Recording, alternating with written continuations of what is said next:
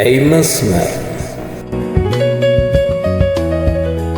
የቀይ መስመር እውነታ የገባቸው ሰዎች በአንደኛ ደረጃ ከሰዎች ጋር ያላቸውን የግንኙነት አይነትና ግንኙነቱ ሊኖሩ የሚገባውን ገደብ በሚገባ ለይተው ያውቃሉ።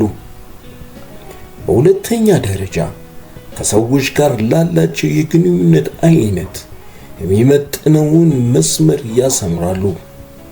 ሰዎቹም እንዲያሰምሩ ይፈቅዳሉ። ሶስተኛ ደረጃ በዚህ በተገነዘቡት የቀይ መስመር መርህ መሰረት የነሱ የወሰን መስመር እንዲጠበቅላቸው የመፈለጋቸውን ያህል እነሱም የሌላውን የወሰን መስመር የመጠበቅ ንቃቱ፣ ፈቃደኝነቱና ልምምዱ አላቸው። በአራተኛ ደረጃ የነሱ መስመር የተጣሰ ሲመስላቸው ወይም ሲጣስ በግልጽና በተረጋጋ ሁኔታ ሐሳባቸውን የመግለጽ ብቃትና መስመሩ እስከሚከበር ማስተካከያ የመውሰድ አቅምን አዳብረዋል። ሌላውም ወገን ያንን እንዲያደርግ በመፍቀድ ራሳቸውን ያርማሉ።